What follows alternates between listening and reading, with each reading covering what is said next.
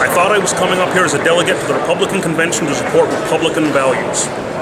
Instead, what I find out is that when you, after being told, well, you have to vote as a bloc, we're all supporting this guy, and then in strategy, all of a sudden, oh, you have to switch your vote because we have to switch to this other guy.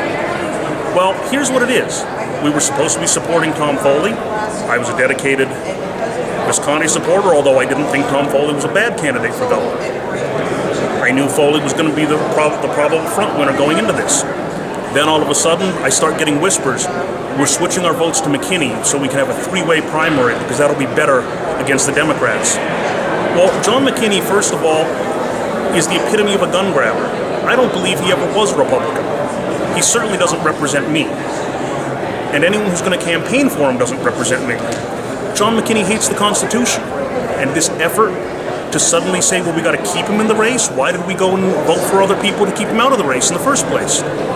Frankly, he hates the Constitution, and supporting him and trying to organize him in some kind of bizarre move because supporting Democrat light will hurt Democrat strong.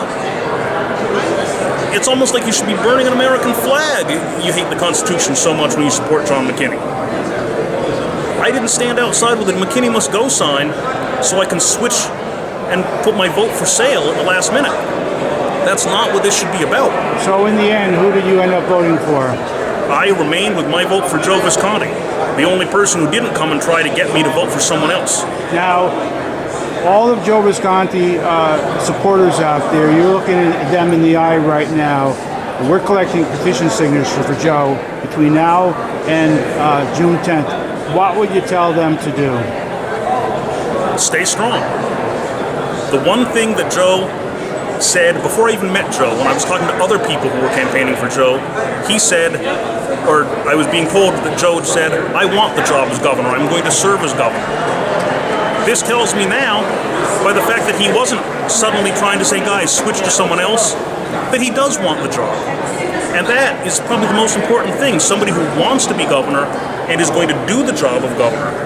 Not somebody who's going to say, well, you know, switch to some other guy to be governor. So they wanted you to switch just so McKinney could run in the primary, yes. Correct? The theory is supposedly that if he gets the state financing, somehow that'll allow him to attack Malloy with his ads. But let's face it, in a primary race, no one ever attacks the Democrats. They attack each other. The last time we saw an extremely negative race between Foley and Fideli, and there were a lot of Republicans who didn't like either of them because of the negative race. And they were both good candidates. Now, if there were four in the race, if there was Foley, Boughton, McKinney, and Visconti, I would say, and would you say, the Republican voters in Connecticut would have about the clearest choice ever that you've ever seen? I would like to hope that they would see it to be a clear choice.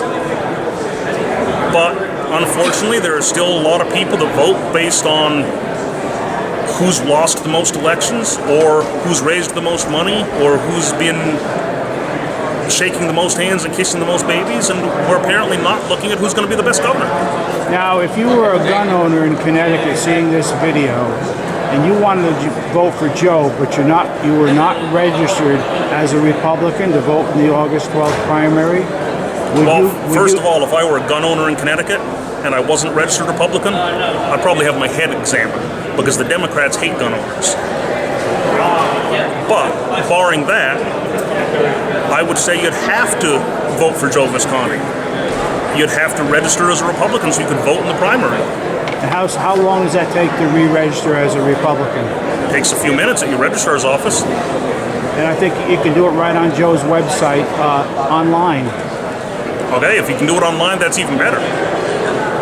Thank you very much for your report. Thank you.